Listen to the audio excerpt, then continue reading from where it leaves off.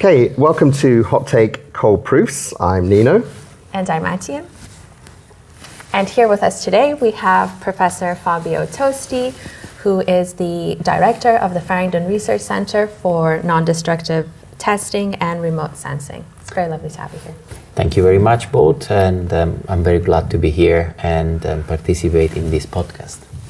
A pleasure to have you. So, a little bit about yourself, really. What got you into engineering? What got you into non-destructive testing? Wow, that's a very, very interesting question. It's a long story. I mean, I'm afraid also to say that because it also means that I'm not as young as a few years ago. But anyway, with that being said, it's a passion that I think I had it since I started engineering. And of course, I try to cultivate that passion through traditional modules, but then at some point, of course, it came for me the time for dissertation projects, and that was my chance to address actually this sort of curiosity. I was quite lucky that at that time my supervisor, of course, was a person that was in the field, so I could, in a way, observe that from the supervisor, and then it was my time to ask if there was any chance for me to be brought into this fascinating topic. So, as you may know, non-destructive testing is not only civil engineering, it spans in different areas and disciplines, but in civil engineering it has found a sort of flourishing area to grow, and it is also confirmed by nowadays advancements which put civil engineering as one of the main and major areas for non-destructive testing. With that being said, of course then with growing up in my career, I had the opportunity to explore different fields. And again, the fact that non-destructive testing is there in many different areas of science, it also helped me to project non-destructive testing into other projects that then I brought into as an experience as a director of the Faringdon Centre and many other technologies as well. So, non-destructive testing, for people who don't know, what is non-destructive testing? Examples of what's the sort of technology that's used? Well, non-destructive testing is an area of science that essentially looks at man-made or a natural infrastructure in a way that is non-intrusive. So things like bridges, roads, things like that? Yes, bridges, roads, railways. I mean, it encompasses actually lots of classes of civil engineering infrastructures, and the main quality of non-destructive testing is that you can obtain information without destroying, without being invasive. And I have to say that likely nowadays the advancement of technology, the knowledge that has been put into research has also advanced non-destructive testing methods in a way that is very much reliable and to some extent very likely comparable to what is non-intrusive testing, which of course is more accurate but overall less significant in terms of information and that can be collected. So it's definitely something that helps to, and with regards to the remote sensing, I'm guessing that's using satellite images and information related to climate and vibration and things like this. Yes, I mean there is a big debate in the scientific community to what is non-destructive testing as opposed to, for example, what is called remote sensing. Sometimes the two words are used in a very similar way. I would say that non-destructive testing is again something that non-intrusively assess materials, man-made structures to a larger scale or natural environment. Remote sensing is something, and it is usually applied on a local or more narrow scale.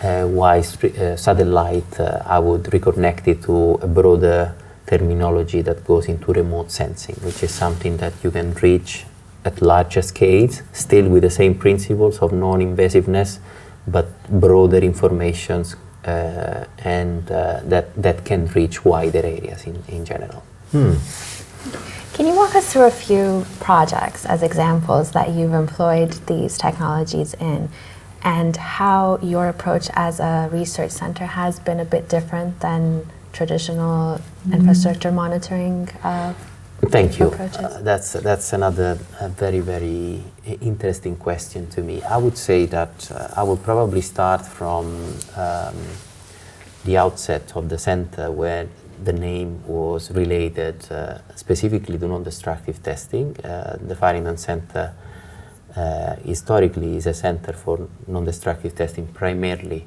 ground-penetrating radar technology, and it was funded thanks to the support of Lord Faringdon and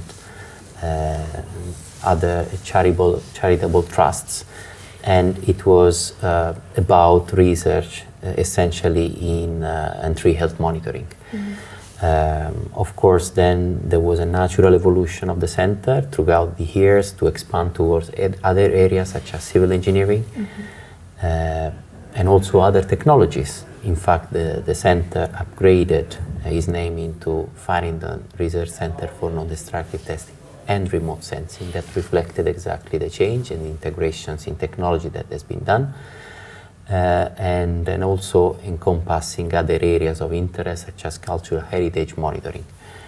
Now, I have to say that nowadays we are much more than non-destructive testing and remote sensing.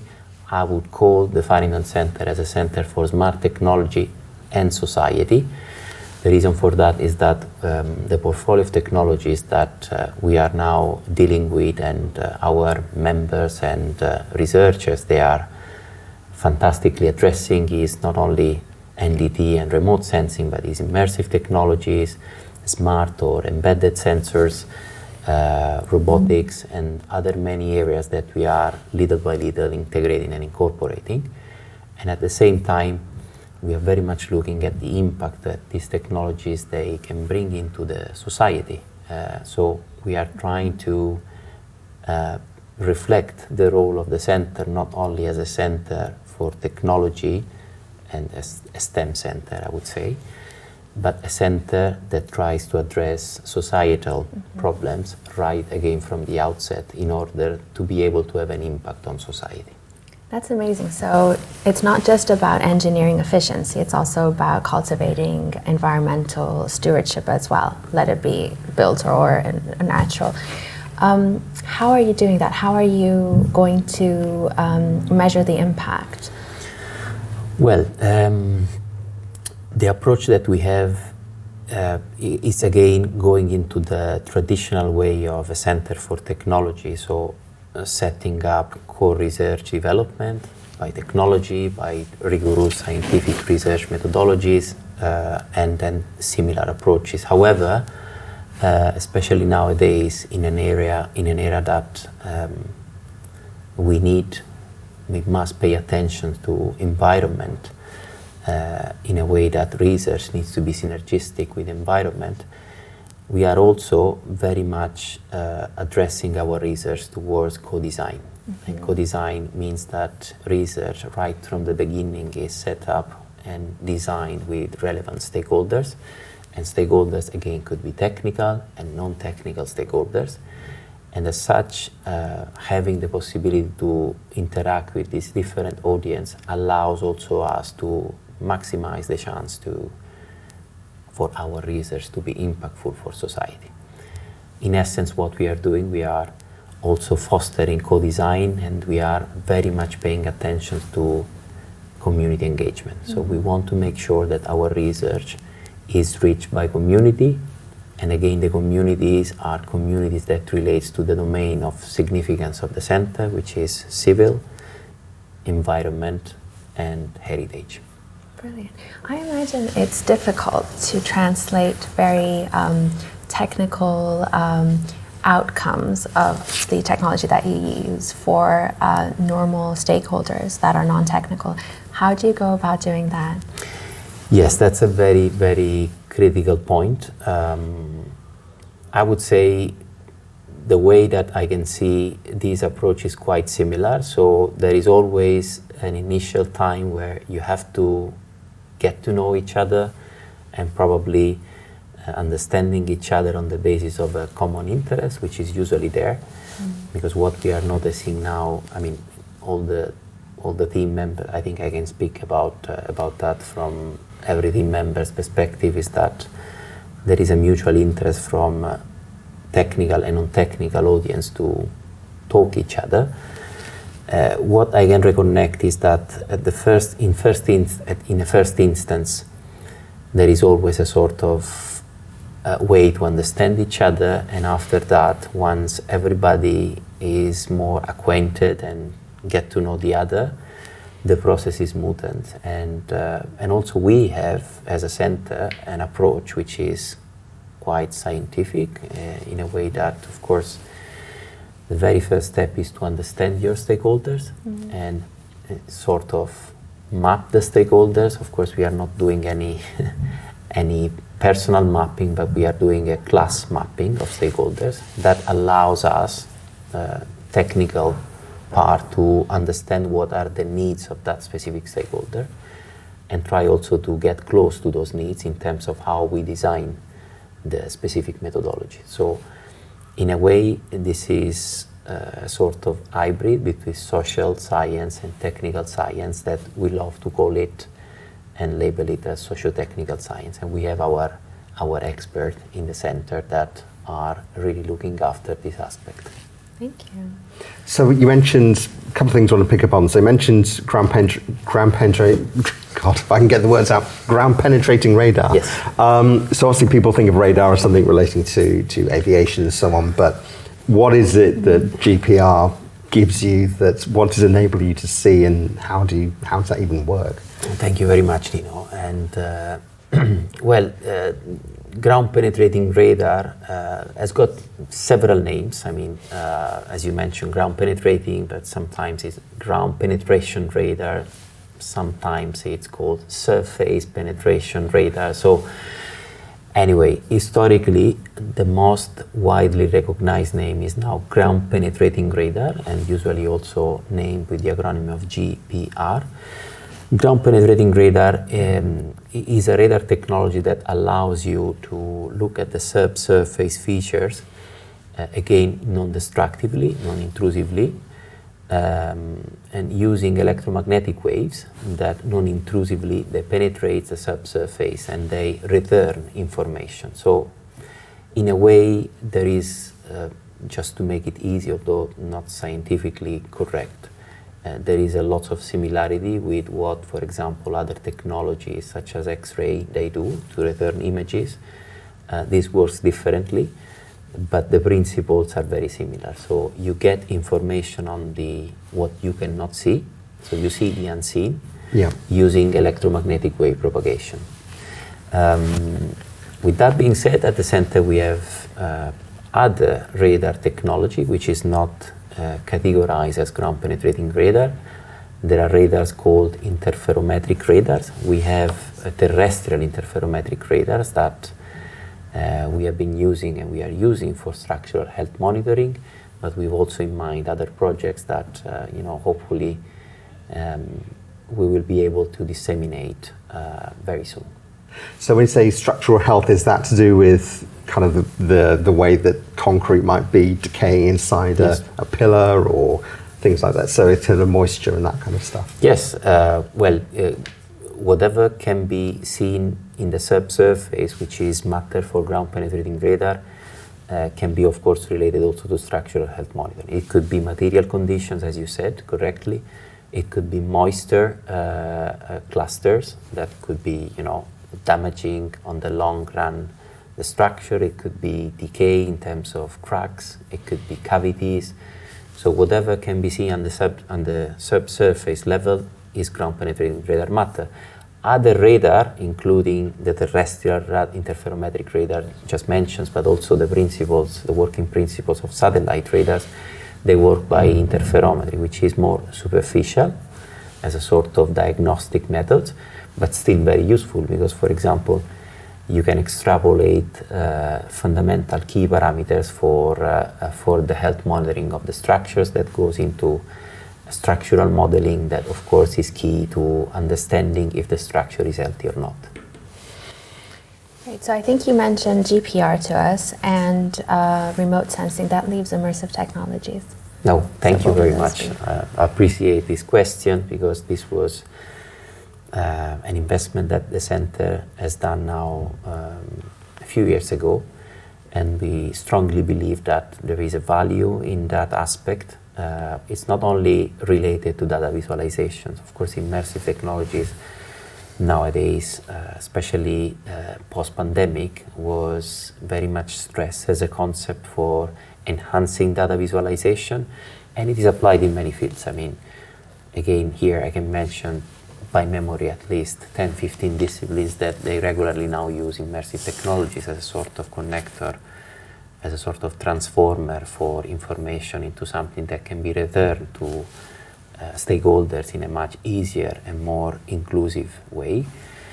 What we are trying to achieve here at the Faringdon Centre, again, being minded that this is a center for smart technology with strong connection with society, is a fundamental research question. Can we translate high-tech or high-spec data informations that we get from our core technology into something that is tangibly utilized by communities, stakeholders, technical, not technical users? This is a running question. We are, of course, addressing it. There is a lot of complexity that we are trying to address through our commendable PhD students and researchers and colleagues at the Faringdon Centre, because essentially there is no previous research done in this area. So the question here is that, for example, can we convert GPR outputs, which are most of the time translated into an output in a 2D screens that is also, for example, uploaded in a geographic information systems or in a sort of internal management system into something that is sensible to final user and user, and it can be experienced by them in order to enhance, for example, much more accurate decision, informed decisions, etc., etc. And similar, can we do this for remote sensing satellite information, or can we enhance current capabilities of technologies that are believed to be high spec into a level that is not been seen before? So these are the research questions that we are answering, and this is where the team is working. And we believe that we already found part of the answer to these questions, but there is a lot to do. And I strongly believe this is a sector that works synergistically with all the core technology that the center addresses. There seems to be that core idea of using virtual reality, augmented reality to really bring all of this stuff that's, as you say, extremely high spec and high tech, but how do we translate it to people who kind of don't necessarily know what they're looking at? Yeah. So there's who are you kind of working with at the moment? Ealing Council relating to trees, Heathrow I've read about. Yes, there is a lot of national and international collaborators. I mean, we have our historical collaborators that we are very happy to work with, and I'm glad to say they are still there. But also there have been huge developments for the past 3-4 years in terms of consolidating but also boosting national collaboration and partnership. You mentioned the Ealing Council, but I have to say that the team is proudly involved in chairing a working party on technology-informed community engagement, which is also kind of gathering all the boroughs of London, Greater London, and but beyond London, I would say. So we are time to time regularly meeting with 3 officers to understand the best way forward on how our technology can be utilized to foster community engagement. This is one of the latest development of the center, but equally, you mentioned Heathrow. We are now in a time to hopefully foster new collaborations with a strong local but also national, and I would say also international popular partners such as Heathrow. We are now in good contact with them, meeting quite regularly to promote new initiatives that again that goes in favor of providing new ways of monitoring infrastructural asset. Heathrow on its own is a microcosm of a city which incorporates several disciplines, areas of expertise, and then we are very much glad to guide our university into this new era, and then hopefully to see many more case studies and new successful stories to come. Equally, we have to say that we are very proud to work with, again, national but widely internationally recognized partner.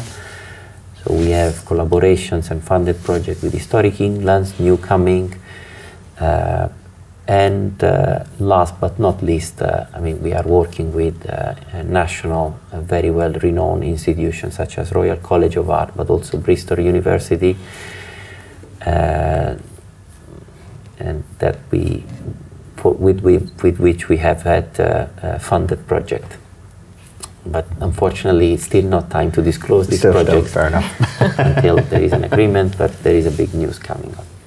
So the Historic England work, so you mentioned cultural heritage, so that's relating to, is it kind of bringing buildings that aren't there anymore kind of back to life? And all right, so this is, again, I would go here with a sort of traditional approach and also a sort of socio-technical approach. The traditional side of it is that we are involved in a project that is essentially looking at how roofless structures, they are damaged by environmental stressors, and we are very much into writing a sort of literature review to understand what are the main factors driving into this decay mechanism, and of course part of the outcome they involve high-tech technology that is our sort of everyday work. On the other hand, what we are trying to pilot as a team is an approach that goes beyond the traditional use of technology. So there has been recently a funded project that looks at the synergy between science, technology and art, for example. Again, we believe that these sort of unconventional pathways, they can be beneficial to both the areas of expertise. So science and technology on one side, which are usually clustered together, and then art on the other side. And then as such, we have started new collaborations with social science and artists in order to explore these new avenues, and also to see new ways of increasing cultural heritage stewardship and love for our fantastic national cultural heritage asset. yeah. Wow. Amazing. So you have these projects across different scales, and of course you have researchers and students working on all of them. How do you keep it all together? Yeah. Well, that's that's an interesting question again. Thank you, Adia. Well, I would say under a managerial point of view, there are several aspects that a good manager, or let's say supposed to be good manager, needs to look after. Well, of course, not all the people are at the same stage of career, so you need to be sort of empathetic for that person at that stage of career. So I constantly ask myself what I would have liked if I was on the other side of the table and having Fabio in front of me. So that's the question that I constantly ask myself, because I think we need also to promote people at different stage of career, especially when they are at an early stage, to grow up and cherish in a way to give them a sort of incentive for their career growth to reach the further milestone. So that's the very first level. The other level is the group level. Of course, there is time where everybody's in the same room, and the language must be a sort of unique language, and in that way, I think the secret of leading a team is to create a sort of group atmosphere, teamwork, where again everybody is aware of the role, but everybody has got a target, a goal, a milestone in front of themselves that can guide everybody as an individual, but everybody also as a team. Thank you. So with that, I think we'd like to ask, where do you see Faringdon going in the next couple of years? Very, very difficult and challenging questions.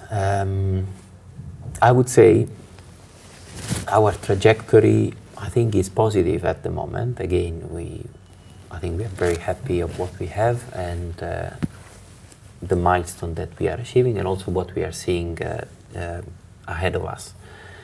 I would say, well, first of all, having the opportunity to work and possibly also to maintain this enthusiasm amongst the group is key. It doesn't mean necessarily that the same people will have to stay in the same place if they have other views or perspectives.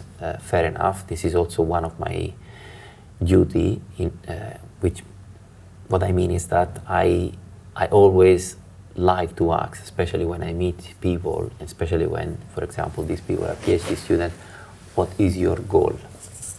And then based on that, what is your ambition? And based on that, I try to follow a pathway that goes accordingly.